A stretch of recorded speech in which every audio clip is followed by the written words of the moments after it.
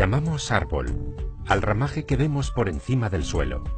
Sin embargo, la parte más poderosa de este ser vivo se encuentra bajo tierra, aunque los humanos nos beneficiemos de su copa. Los árboles aumentan nuestra vibración, haciéndonos sentir bien, tanto física como psíquicamente. Si paseamos frecuentemente por los frondosos bosques, podemos llegar incluso a sanar de muchas enfermedades. La doctora Susan Simard, de la Universidad de Columbia Británica, lleva más de 30 años investigando cómo se comunican los árboles. Demostró que aquellos que son de la misma especie interactúan entre ellos y se ayudan a sobrevivir. Cuando paseamos por un bosque, vemos un conjunto de árboles, pero es mucho más de lo que percibimos con nuestros ojos, ya que bajo tierra existe un mundo de infinitos caminos biológicos que conectan a los árboles entre ellos y les permiten comunicarse y comportarse como un solo organismo. Esto nos lleva a pensar en la existencia de algún tipo de inteligencia desconocida. Susan y su equipo descubrieron que hay una red por debajo del suelo que se extiende por todo el bosque. Un puñado de tierra puede contener kilómetros de diminutos hilos. Estos hilos son micelios, es decir, raíces de hongos que tienen una simbiosis con las raíces de los árboles. Bajo tierra, las raíces se juntan con los hongos. Así, por ejemplo, un árbol envía CO2 hacia abajo y pasa por el sistema de raíces, donde los hongos, que son los mensajeros, envían ese CO2 a otro árbol que lo pueda necesitar. De modo que todos los árboles trabajan unidos, recibiendo y enviando gran cantidad de información y nutrientes, como si todo el bosque fuera un solo individuo. Los árboles son seres muy sociables, que hablan un idioma común. No son competidores con los de su misma especie, por el contrario, se apoyan los unos a los otros, ya que tienen desarrollada una conciencia de grupo muy elevada. Esta teoría también es apoyada por la bióloga Susan Dudley de la Universidad de McMaster, que descubrió que la planta Impatiens pallida, cuando está rodeada de los de su misma especie, dedica menos energía a expandir sus raíces y ocupan poco lugar, pero cuando no lo está, expande sus raíces lo más rápido posible, extendiéndose a un área mayor. Según Susan Simard, los árboles tienen sentimientos y pueden vivir emociones de dolor o miedo. Si uno de ellos es atacado por un insecto o por el hombre, avisa a los demás para que estén preparados frente a la amenaza.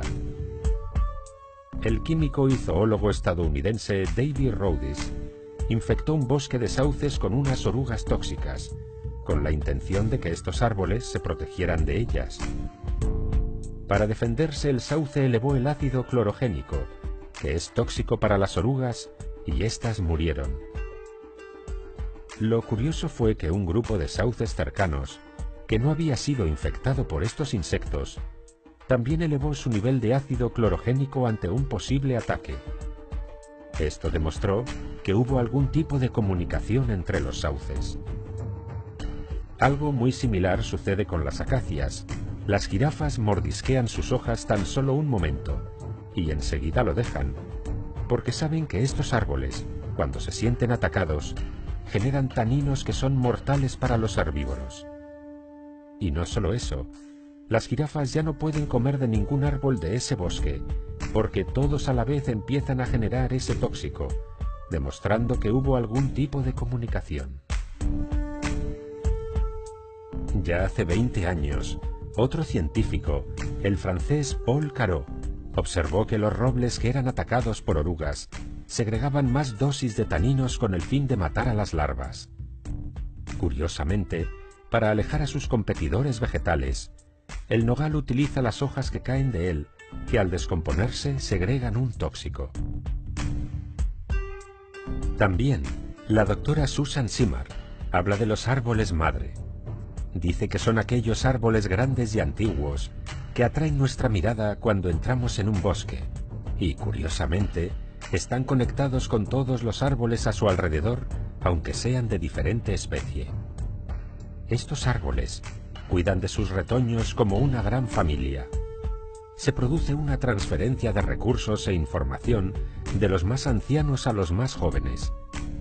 Es una pena que las prácticas de tala existentes ignoren el papel de los árboles madre de transmisión de conocimiento a la nueva generación. Los ecosistemas de los bosques son muy complejos. A través de varios experimentos, se está empezando a descubrir que el sistema de raíces de los árboles, y en general los bosques, son como nuestro cerebro. El cerebro humano se compone de neuronas y axones.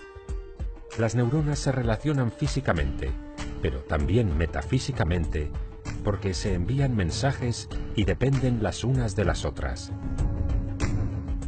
Por otro lado, Stefano Mancuso, profesor de la Universidad de Florencia, es una de las máximas autoridades mundiales en neurobiología vegetal. Mancuso considera que las plantas son seres muy inteligentes.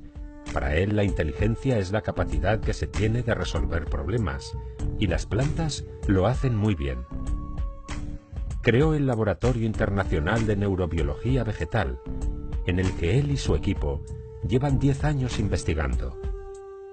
Está convencido de que las plantas son la base de la vida del hombre, porque son la conexión entre el sol y la tierra. La energía solar que nos llega es atrapada por las plantas, y éstas consiguen transformarla en energía química, en azúcar, que es lo que los seres humanos necesitamos para poder vivir. Sin las plantas, nosotros no tendríamos energía, por lo que no podríamos vivir.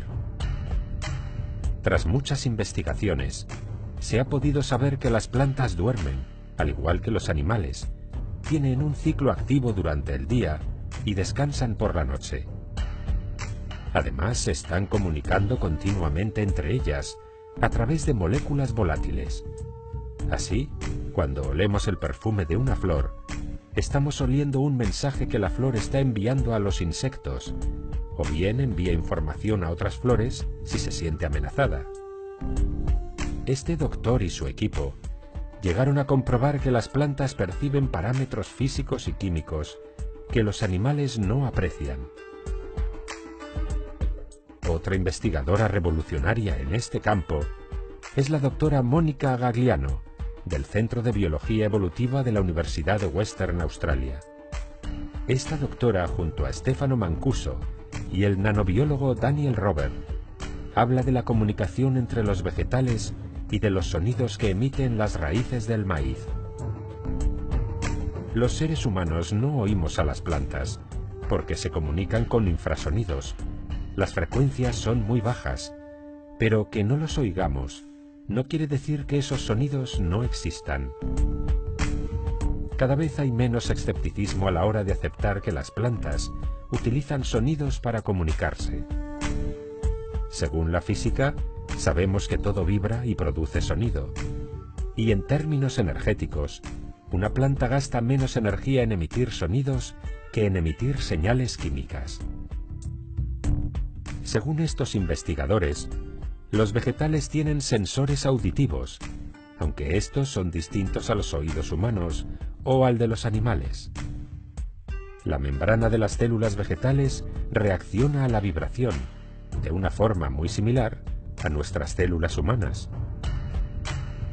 Un equipo de investigación de la Universidad de Oxford descubrió que el césped y las plantas de guisantes pueden saber cuándo las plantas vecinas empiezan a tener escasez de agua, y entonces deciden cerrar los poros de sus hojas, aunque no les falte el agua. Al cabo de unas horas, si notan que la sequía no ha llegado hasta ellas, los vuelven a abrir. Otro curioso experimento lo hizo en 1966 Cliff Baxter, un agente de la CIA experto en la famosa máquina de la verdad o polígrafo.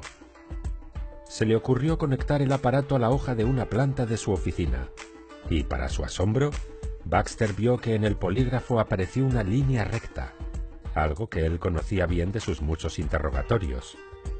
Pero el polígrafo no registraba nada más que eso, una inactiva línea recta.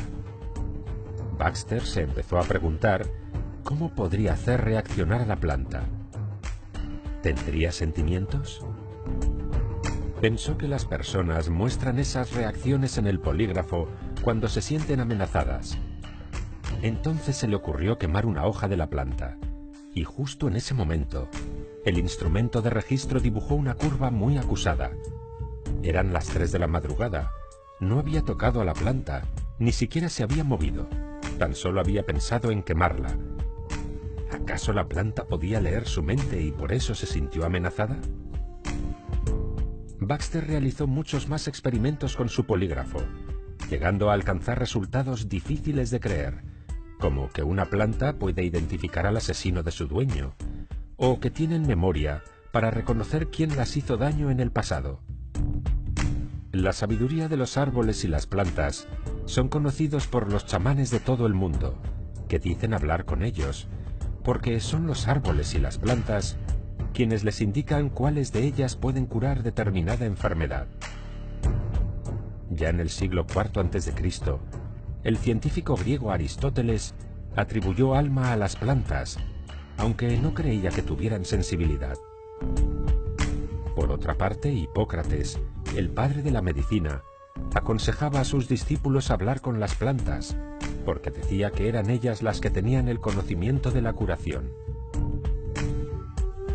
Mucho tiempo después, ya en el siglo XVIII, el sueco Carlos Linneo, considerado el precursor de la botánica moderna, afirmó que los vegetales eran como los animales, solo que sin movilidad. Pero a principios del siglo XX, el vienés Raoul Heinrich Franzé fue mucho más allá, al afirmar que las plantas se mueven tanto como los animales, pero a una velocidad muchísimo menor. Según un curioso experimento realizado por la Real Sociedad de Horticultura de Londres, hablar a las plantas hace que crezcan más rápidamente, especialmente si son mujeres. Actualmente, varios estudios han demostrado que los pacientes recién operados que veían árboles desde sus ventanas sanaban más rápidamente y tenían menos complicaciones que aquellos que no los veían. También está demostrado que los niños con trastorno por déficit de atención e hiperactividad mejoran cuando tienen acceso a la naturaleza. Se ha podido comprobar que los vecindarios y hogares que no tienen plantas o árboles tienen mayor violencia dentro y fuera del hogar que los vecindarios más verdes. Creen que puede ser porque los árboles y las plantas ayudan a reducir el nivel de temor. Es cierto que los árboles necesitan de nuestro cuidado, pero nosotros, los humanos, necesitamos muchísimo más de su contacto para poder aumentar las vibraciones y reconectarnos de nuevo con nuestro hermoso planeta. Y sobre todo ahora que nos encontramos en un momento clave para toda la humanidad.